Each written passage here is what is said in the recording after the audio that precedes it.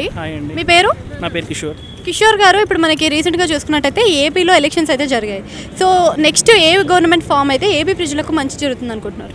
నేనైతే కూటమి ఫామ్ అయితే డెవలప్మెంట్ ఉంటుంది, ప్రజలకు కొంచెం మంచి జరుగుతుంది అని నేను నమ్ముతున్నాను. అంటే వైసీపీ ప్రభుత్వంలో సంక్షేమ పథకాలు కూడా ఇవ్వబడినాయి కదా? ఉన్నాయండి, సంక్షేమం ఉంది, బట్ డెవలప్మెంట్ అనేది తక్కువ ఉంది. కూటమి వస్తే రెండు both means welfare plus development రెండు కలిసి వెళ్తాయి అనుకుంటున్నాను.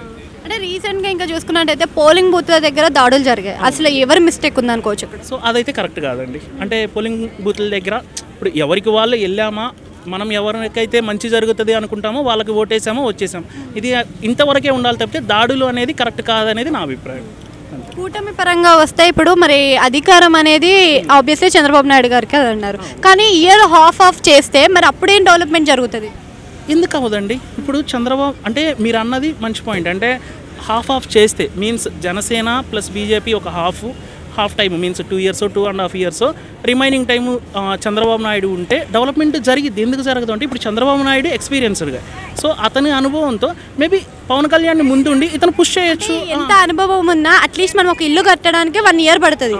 సో అలా మీరు ఒక ఐటీ రంగాన్ని చూసుకోండి, అలా క్రియేట్ చేయడానికి మరి ఎన్ని ఇయర్స్ పట్టాలి? మినిమం ఒక 2 to 3 years అయితే పడుతుంది కదా? పక్కాగా పడుతుందండి. ఇప్పుడు మనకి హైదరాబాద్ అయినా ఇప్పటికిప్పుడు ఈ రోజుకి డెవలప్మెంట్ అయింది కాదు, ఒక 20-30 years నుంచి మనకి ఇప్పటికిప్పుడు 1 year 2 yearsలో జరగగలిగి అయిపోవాలంటే ఏది అయ్యేది కాదు. కాకపోతే ఒకే గవర్నమెంట్ కొంచెం ఎక్కువ రోజులు ఉంటే గవర్నమెంట్ డెవలప్మెంట్ అవ్వడానికి కొంచెం ఎక్కువ పాసిబిలిటీ ఉంటుంది. సో నాకు అనిపించింది 14 to 19 Chandrababu Naidu government set చేసేసాడు. ఏం సెట్ చేశాడు? సచివాలయం. ఇప్పుడు ఇక్కడ 24 దాకా మనకి ఉమ్మడి రాజధాని ఉంది, బట్ ఉమ్మడి రాజధాని ఉన్నా కానీ ఇవి యూజ్ చేసుకోవచ్చు.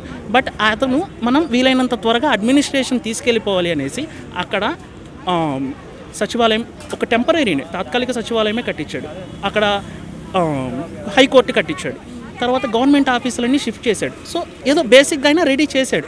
ఆ తర్వాత మళ్ళీ 19లో ఈ గవర్నమెంట్ వచ్చింది. ఈ గవర్నమెంట్ వచ్చినాక పూర్తిగా వెల్ఫేర్కే ఎక్కువ ఇంపార్టెన్స్ ఇచ్చింది, డెవలప్మెంట్కి ఇవ్వలేదనేది నా అభిప్రాయం. సో మళ్ళీ అంటే ఒకే గవర్నమెంట్ ఎక్కువ టైం ఉంటే మనకు డెవలప్మెంట్ ఎక్కువ అవ్వడానికి అవకాశం ఉంటుంది. అంటే మనం ఇప్పుడు చూసుకున్నట్టయితే ఆల్రెడీ ఏపీ అప్పుల్లో ఉందని అంటున్నారు.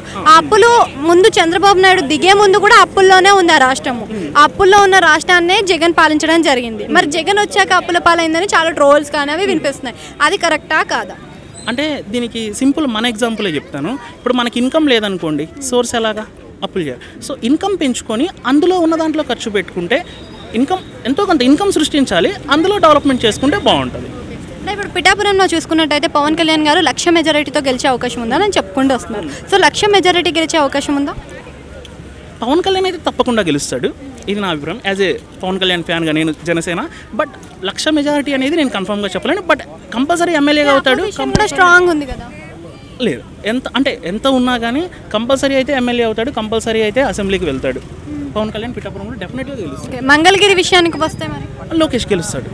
లాస్ట్ టైం దెబ్బతిన్నాడు కదా, తప్పకుండా గెలుస్తాడని అనుకుంటున్నాను. నగరి ఈసారి అయితే నేను అనుకోవడం గెలవస్తుంది అని అనుకోవట్లేదు. ఎందుకంటే రోజైనా అఫీషియల్గా సాక్షి మీడియాతో చెప్పింది. ఏమని చెప్పిందంటే నన్ను ఓడించమని టీడీపీ వాళ్ళు కాదు, నా సొంత వైసీపీ వాళ్ళే నాకు ఆపోజిట్గా వర్క్ చేస్తున్నారు. సో అక్కడ ఎలా ఉంటుందో నాకైతే తెలియదు, మేబీ 50-50 ఉండొచ్చు. సో నాకైతే మా ఏరియా అది కాదు, నేను ఎగ్జాక్ట్గా చెప్పలేను. Thank you. Thank you.